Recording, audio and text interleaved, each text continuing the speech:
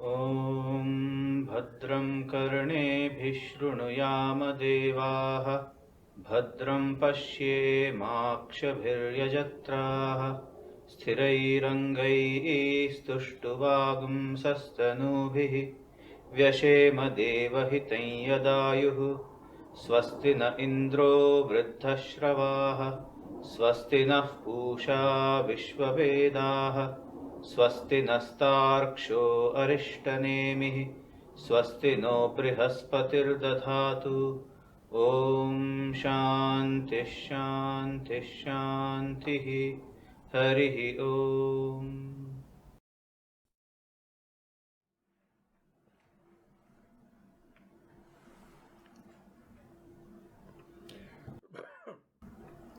Friends, welcome back to the study of the Mundaka Upanishad, and we were revising the second chapter of the first Mundaka.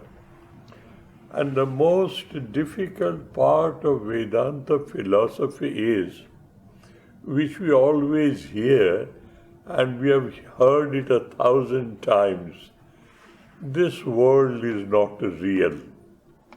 The reality is hidden behind this apparent world. This is mithya, this is unreal. But we know this is very much real to us. So how do we reconcile this so-called contradiction? So the Upanishad here tries to make a genuine attempt to explain to us by quoting certain examples and stimulating our capacity of introspection and logical thinking, but based on robust common sense. And yes, last discussion, during our last session, we tried our very best to explain from a particular point of view, which is basically the Vedantic approach. I will repeat that today again, but not in such a detail, so that we have to go forward, but without compromising the quality of understanding of the spirit of Vedanta. He has given us many examples up till now. What is the basis of that example? You say, that is what the students will ask the teacher, "Sir, you say the absolute, the Brahman, is Nirguna, Nirakara, Nirvikalpa Brahma. It is Satchit Ananda Swarupa." Mind these words. It is Nitya, Suddha, Buddha, Mukta, Svabhavavan, Atma. All these words we have heard. If it is absolute, how can it turn into a phenomenal world? That is my question, as simple as that. You say, this is unreal. The reality is hidden behind the appearance. That is what you say, sir, the teacher. But I do not understand, what do you mean by it? As simple as that. Let us not complicate matters by quoting various sectors of the Upanishad now. Let us build it upon a robust common sense. What is it all about? He gives you an example of a spider. Spider, from its own body, creates those webs and weave a spider's net. And if you have watched it, I have watched it after I read this Upanishad. which watching a spider webbing its net.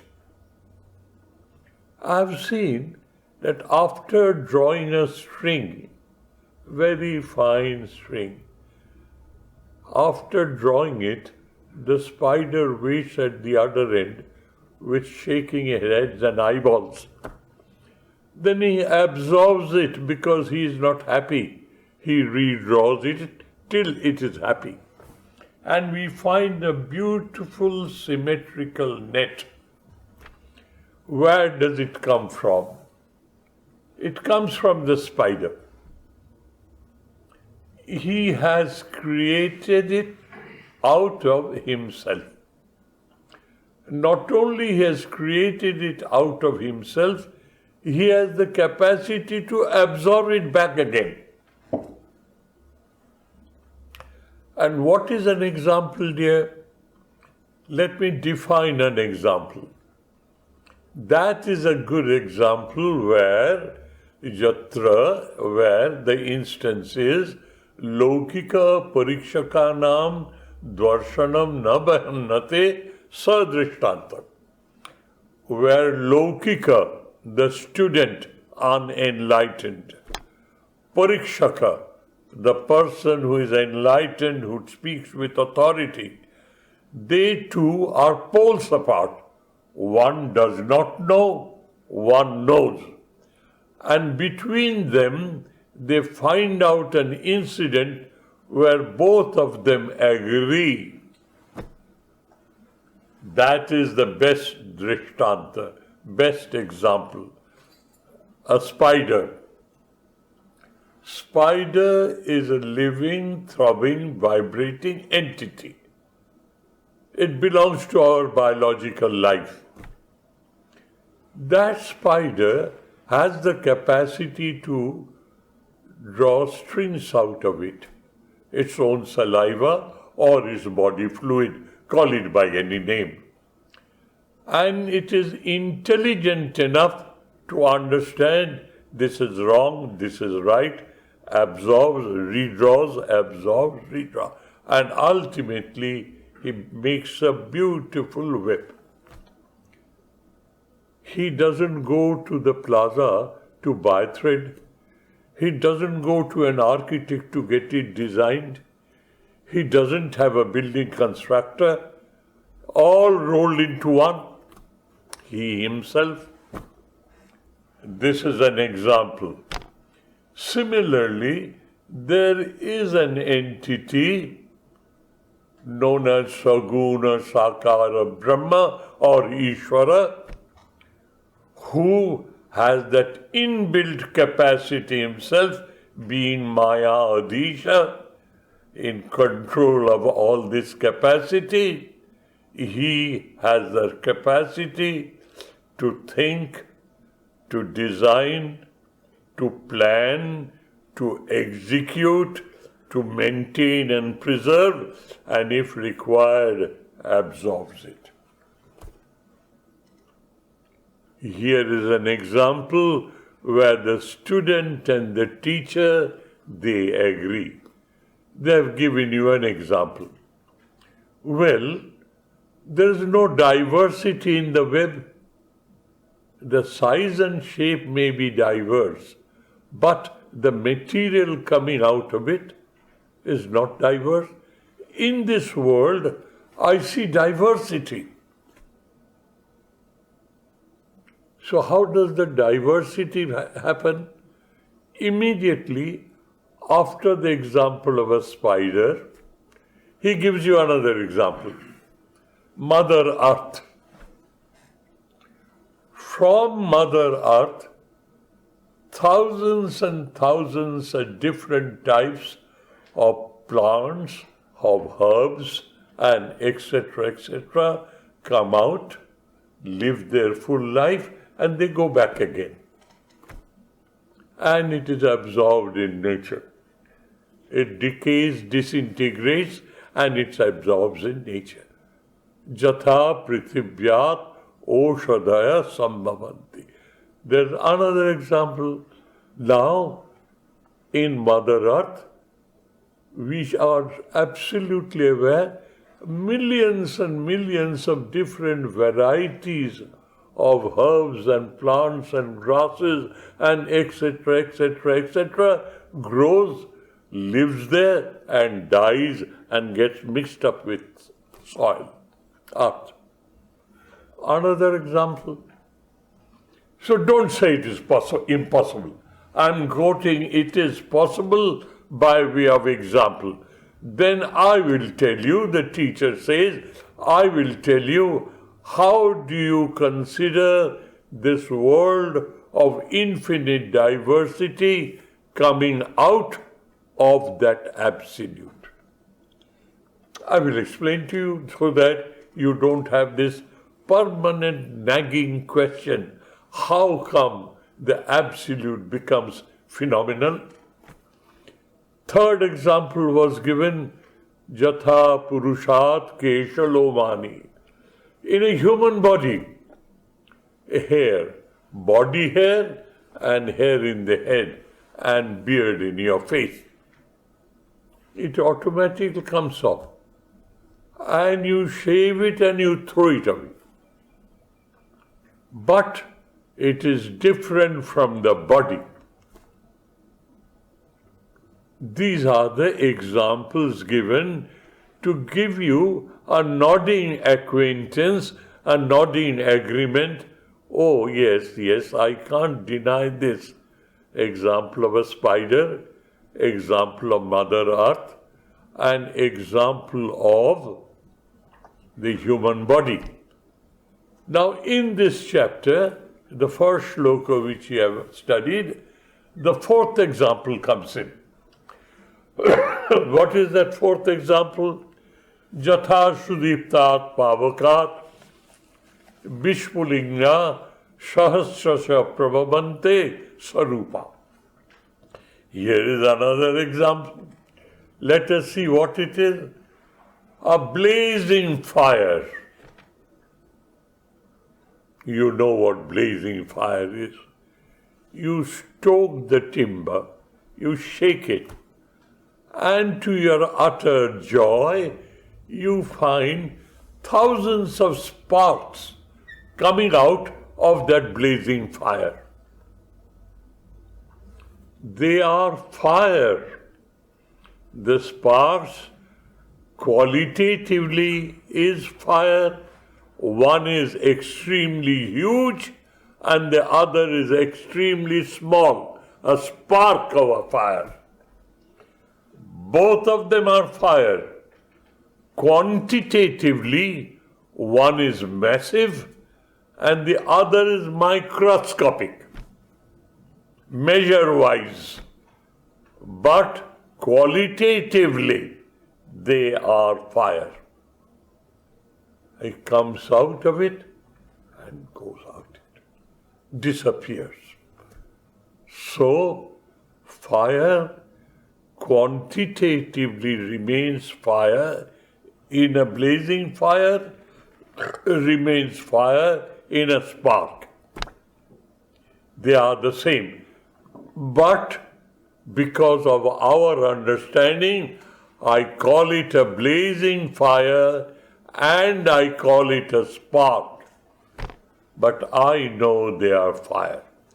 And by their own capacity, one can burn a habitation in a twinkling of an eye, a bushfire, and the other can only make a small hole in my shirt sleeve.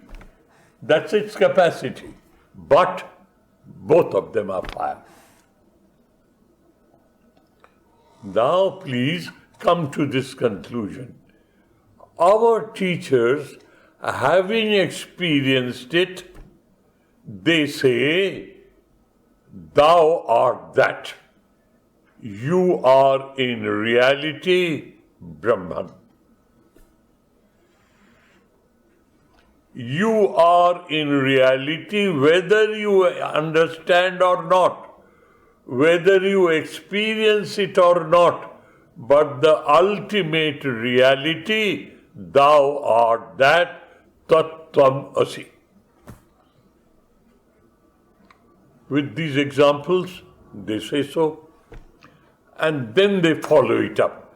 This follow-up is not done. That is why we are always confused.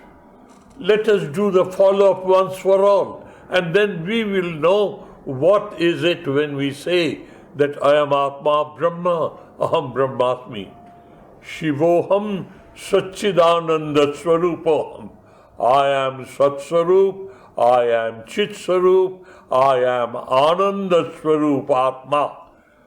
Sat Swarup means I am pure existence, I am pure consciousness or awareness, and I am indescribable divine aesthetic bliss.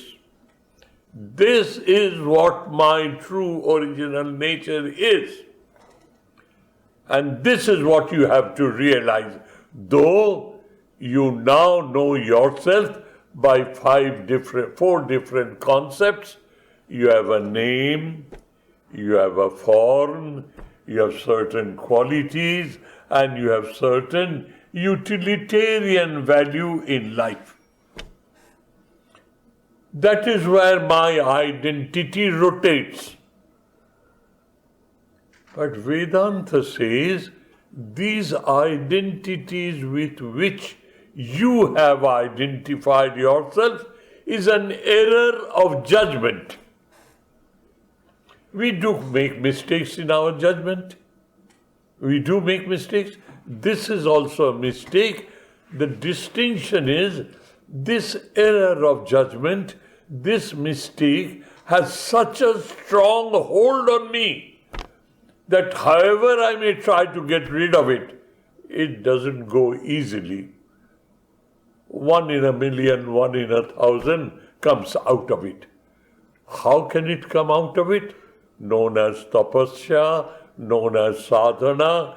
In plain English, it is dedicated, devoted, determined effort. I must come out of this ignorance. I must come out of the hold of this misjudgment, misconception. I must come out of it. Now, there is an inkling, which I am going to explain it to you today, even if I do not proceed on my studies. Because these are the basic concepts. Without being acquainted with these concepts, a study of an Upanishad means nothing at all. Upanishad word means if you are exposed to these ideas, all the ignorance about your true original nature will be absolutely wiped out. They will be destroyed, never to come back again. Upanishad. Upa is proximity, assimilation. Ni is in totality. Shat means totally destroyed. This is with a murdhana sha, and satta is with talabhyasa. Two different S. This is it. Now, let me tell you. There's an inkling of that reality, that truth, which is understandable, reasonably. Let me tell you. We are told our true original nature is Sat Chit Ananda Swarup. I am in reality Sat Swarup, Chit Swarup, Ananda Swarup. Swarup is thing in itself.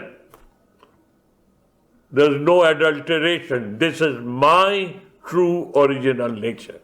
What is satta? Existence. Oh, existence. Let me look at myself. Right from the day I was able to express myself, I said, I am. From that day, say 4 years old, or let us give it a liberty, 5 years old, I am. and I'm 95, all these 90 years, my awareness of my amness has never left me. I am, I am, I am. And let us interpret this experience or this word, I am. What does it mean?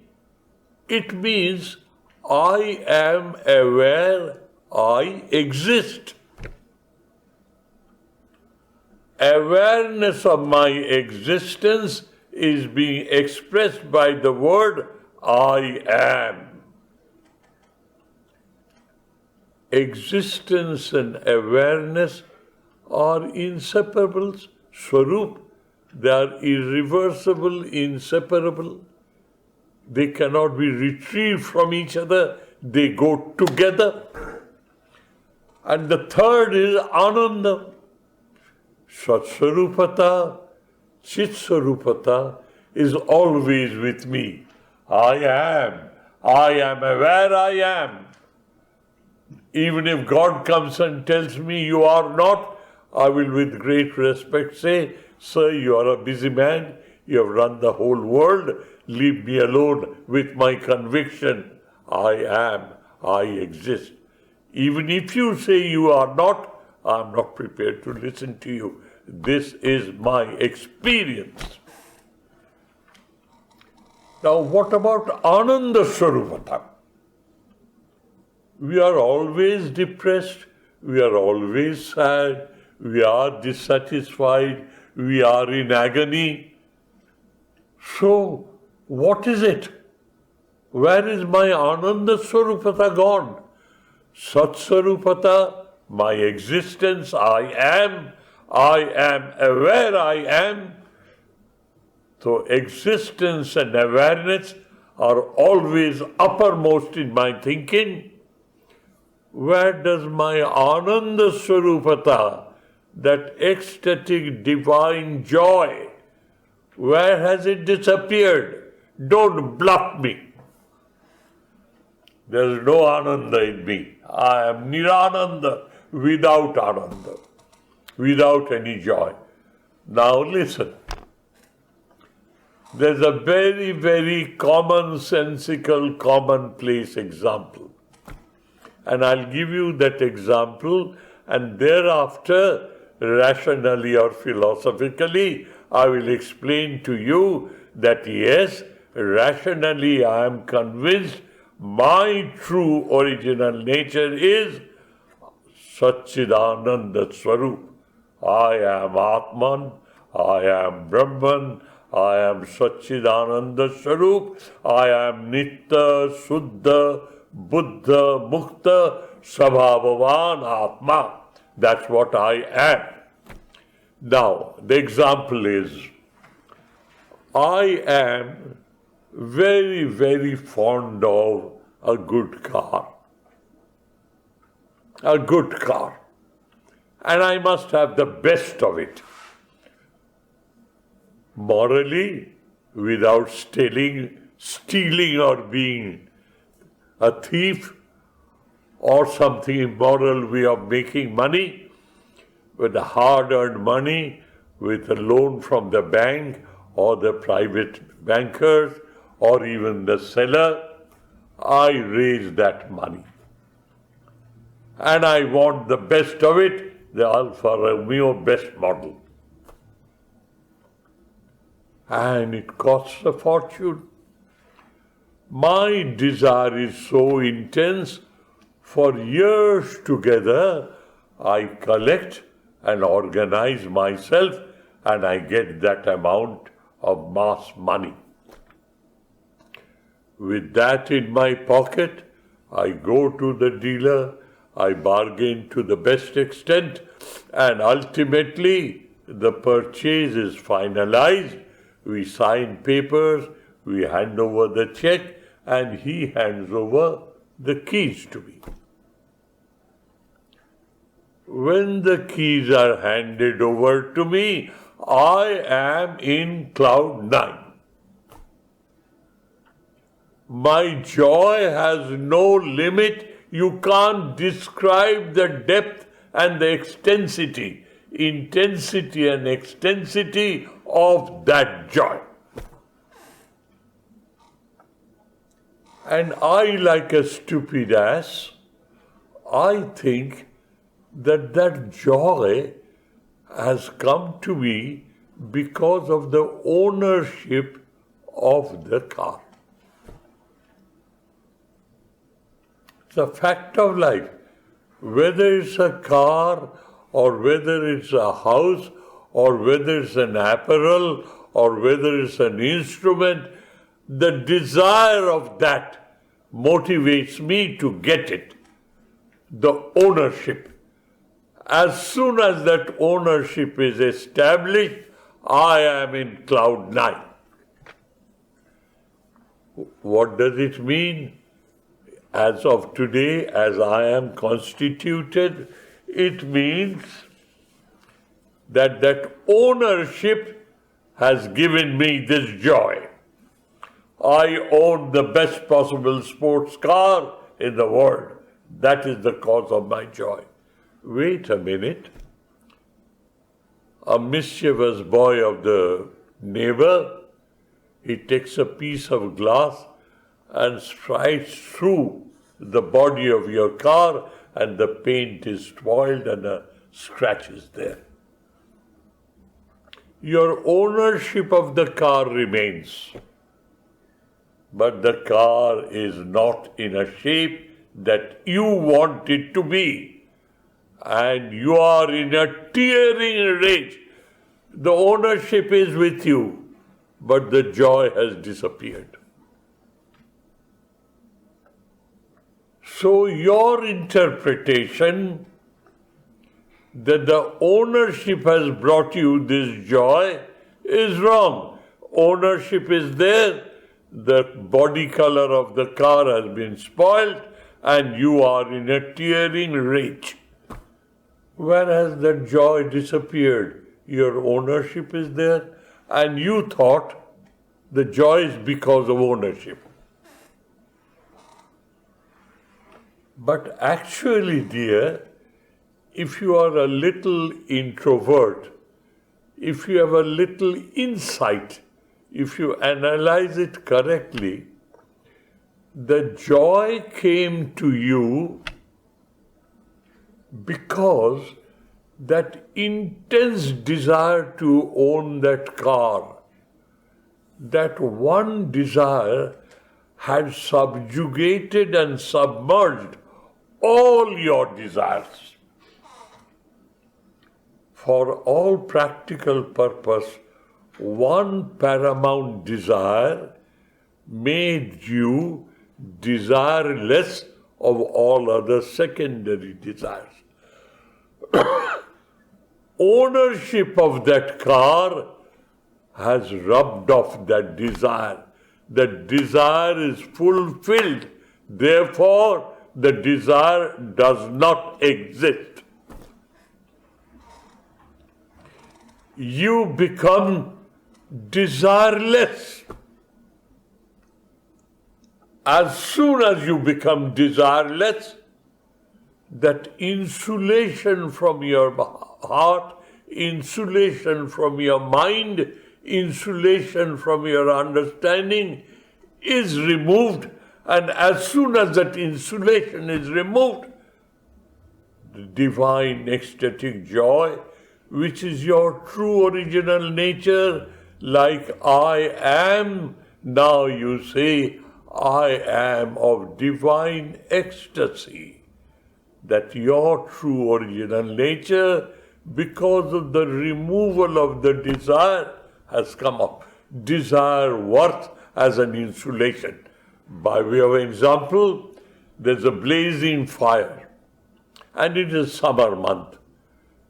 You would like to take advantage of the luminosity of the fire, but you do not want the heat of the fire. So you are told somewhere sometimes that a mica sheet will allow the luminosity to come through, but the mica sheet will not allow the heat to percolate. Mica is an insulation of heat. You have heard, you got a piece of mica placed between you and your fire. You have done it. The heat does not come through, but effulgence comes through. Desire of things of the world. I want this, I want this, I desire this, I desire this, The desire of the things of the world acts as an insulator in your understanding, which keeps back Ananda Swarupata, but allows Sat Swarupata and Chit Swarupata through. It is the desire of the worldly things which is an insulator, a filter, which allows Sat Swarupata, Chit Swarupata. Awareness of my amness percolates through, but Ananda doesn't come through because of my desire. And that is why the medieval saint of India in UP, Uttar Pradesh, Kabir Das, he used a beautiful limerick, though it's a foreign language to some of you, but I would request you to remember it and recite it. The limerick is such: Ye chaha, chaha means, oh desire, tu ati neechan ki neech. You are the lowliest of the low, you are the dirtiest of the dirt.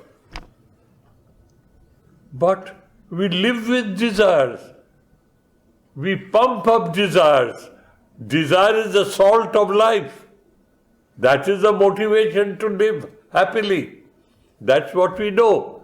Whereas Kabir Das the saint says, oh desire, you are the dirtiest of the dirt. You are the meanest of the mean. Why? Why does he say so? Arey, main to Brahma hu. I am Brahman in itself. Agar tu na aate beech. If you did not work as an insulator in me, I am what I am. Sat Swarup, Chit Swarup, Ananda Swarup Atma. You have come in between me and my Ananda Swarupata is not percolating through. This is how Kabir Das, for a common man, created this limerick. Ye chaha, tu ati neechan ki neech. Arey, main to Brahma hu. Agar tu na aate beech. If you could not have come in between me and my true original nature.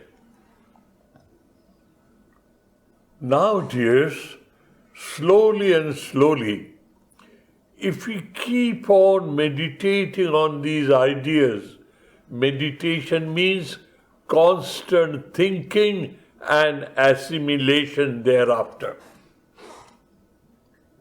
So I have, through the help of proper choice of words, a vague idea of what is my true original nature.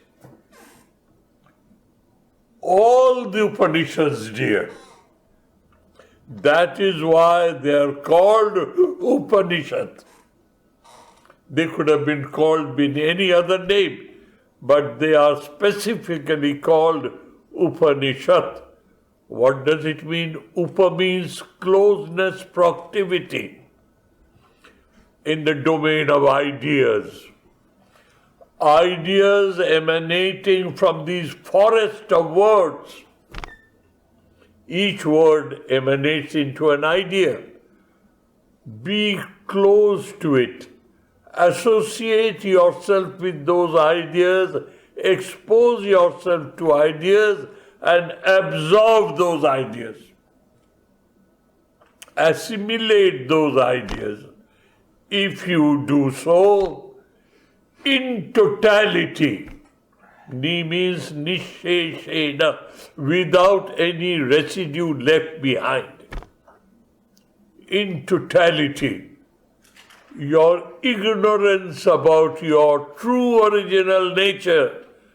I am Atma Brahma, Aham Brahmasmi, Satchidananda Swarupoham.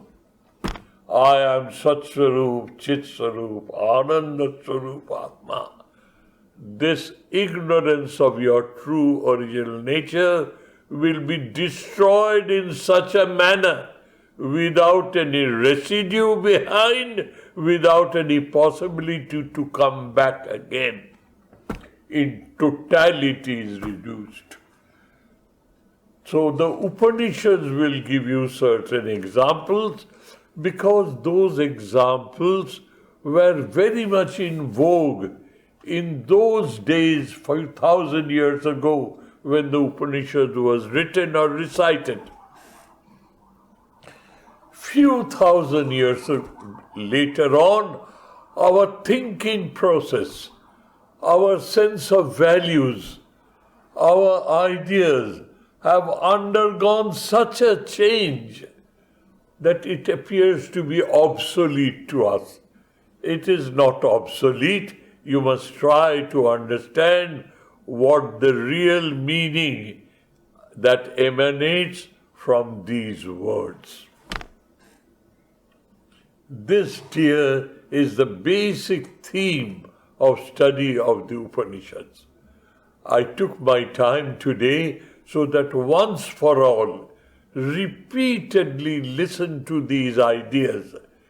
Then you will enjoy the study of the Upanishads, whichever Upanishad it may be. There are 11 very famous Upanishads. There are 108 different Upanishads.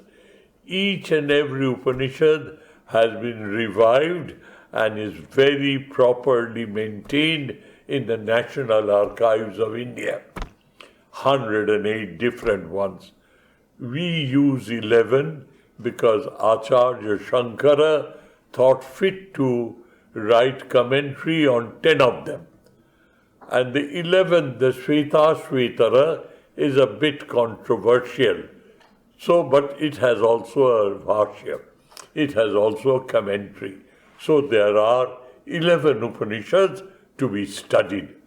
This is the latest of the stream of the Upanishad, closest to us in point of time.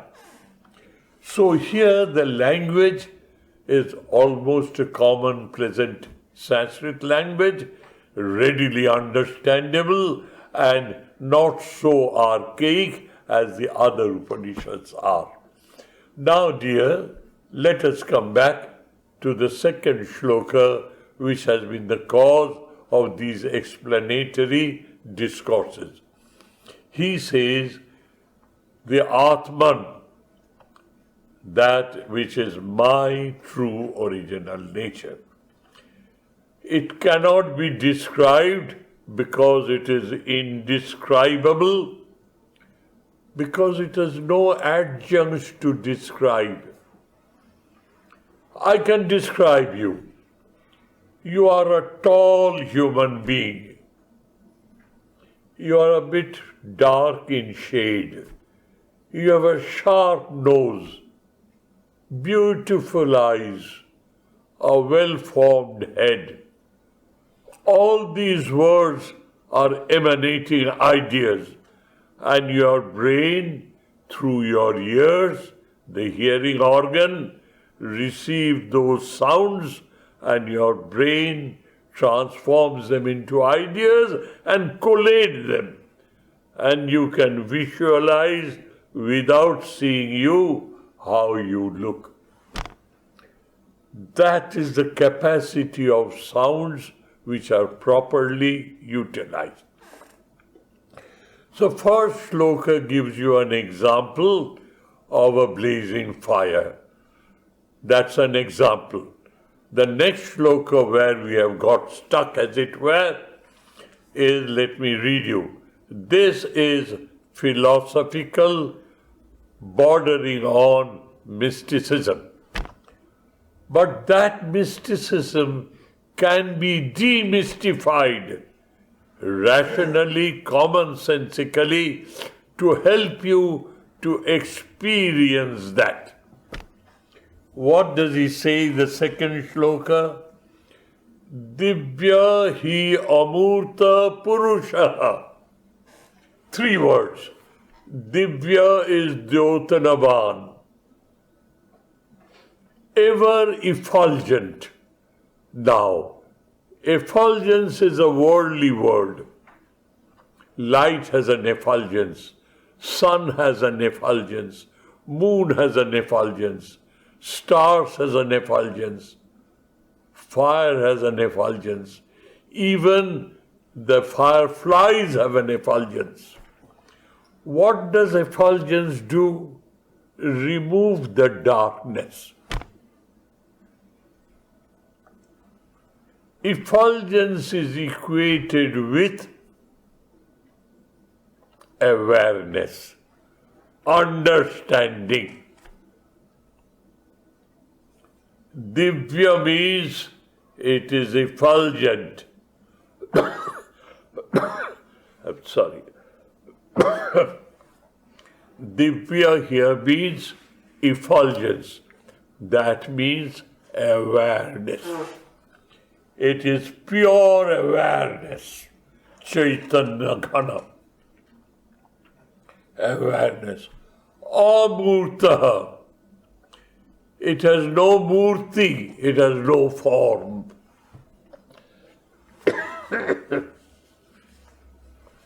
It is awareness, but it has no form. And Purusha. Underline this word Purusha. The word Purusha, when you break it up grammatically, it has 2 words and they are blended together. Purnatvat Purusha, Purishayanat Ba Purusha. Ba means either or amalgamated.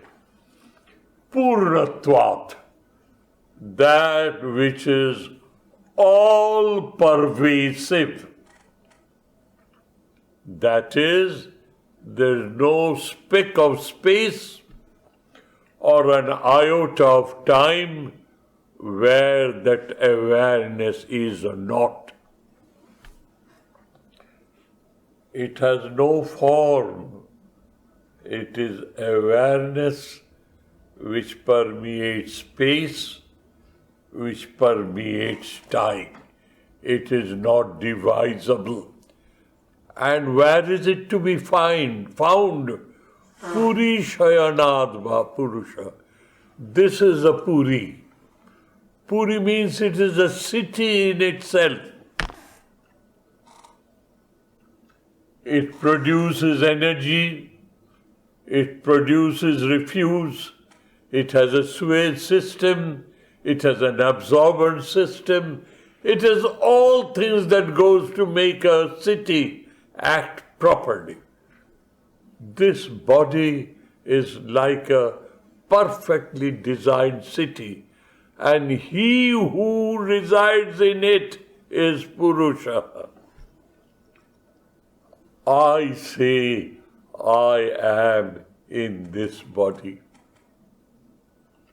So dear, the abstraction, the concept of that eternal entity is being related to my concept of my amness. I am that. I am that. Therefore, the word Purusha has been implanted here so that you don't develop an idea Brahman, Atman is separated from me. I am that. I am Divya. I am Amurta, formless, but I am in this body. Divya hi Amurta Purusha. Sabhajya Antara. We live, I am within me, my faculty of thinking, collating, coordinating, understanding, all that is in me. That is the inner me. And with my 5 sense organs, I explore the whole outer world. I am everywhere. Sabhajya abhyantara. Abhyantara is within me, abhyantara, and bhajya is outside me. I am all permeating. Divya Yamurta Purusa, Sabhajya abhyantara, and ajaha. I am not born, I am eternal, beyond the concept of time. I am not destroyed. This body is destroyed, but I am. Even when I am dying, I say, I am dying. That is, this I is going through a process commonly known as dying. I am dying. I am talking. I am speaking, running, eating, sleeping. I am, I am, I am. It is eternal. So, Dibya hi amurta sabhajya abhyantara aja Purusa. Dibyo hi amurta Purusa sabhajyabhyantara aja apranaha amanaha shubhra aksharat parataha paraha. I am beyond the concept of the mutable. I am beyond mutation. And Sri Ramakrishna is to give a very, very commonplace idea. A snake. In winter, the snake hibernates for 4 months or 3 months. And then the snake is alive, vigorous, and venomous. It is a snake. It is hibernating, almost dead. But in that snake, that vigor, that venom, that activity remains hidden. Ishvara is the concept of creator, preserver, and the master of change, controls change. Change is another word of death. Every moment, things are changing. What is change? It is destroyed. In that place, a new thing has come up. Molecular changes, cellular changes. The body is changing every moment because old cells are being destroyed, new cells are being made. Controller of that change is a controller of destruction. Not that it is totally annihilated one day. So, he has that capacity. That capacity is nascent in that absolute. That is how we explain the world. So, aprana amana shubhra aksharat parahat para. In the next shloka he would say, from that, this whole cosmos has come in. What it means? It means educate yourself to always be aware of the reality hidden behind appearance. This is the main theme of the second chapter of the first Mundaka. And with this as a background, we can now read the shlokas as an excellent poetry, euphoric poetry. From here the seas come out, from here the hills and dales come out, from here the forests come out, everything comes out of here, and I am everywhere. Sarva Bhuta Antara Atma. I am the essence of all that is visible in this world. It is I am who is everywhere. That is the main theme of which the basis is being created. So, dears, I have taken a lot of your time for 2 sessions trying to explain this concept when the Vedanta says, you are the absolute, you are the infinite, you are the eternal, you are the immutable. What does it mean? That is your true original nature. Try to find it out with a dedicated, devoted, determined effort. As simple as that. And mind you, with a word of hope, the student asked the teacher, sir, how long will it take? And the teacher is very smart. He says, Tibra Sambheganam Asanna. Maharishi Patanjali in his Yoga Sutras answered that. Oh, you want to know how long it takes? I will tell you. It is proportionate to the intensity of your urge to know, to experience. If the intensity is deep, the urge is all consuming, there's nothing left in you but the desire to know, it is imminent. Asanna is imminent. Tibra is intense. Sambhega is urge. Asanna is imminent. It depends on you. How intensely you try to achieve that. But be practical, do not overdo, because this is the machine with which you will reach there. Don't overhandle the machine. Don't overtax the machine. Go slowly, steadily. Slow but steady wins the race. Thank you, dears. Thank you. We'll meet again and we'll carry on the study because the basic understanding has now been thoroughly discussed. We will go ahead with the study of the shlokas. Thank you, dear. Thank you. God bless us all.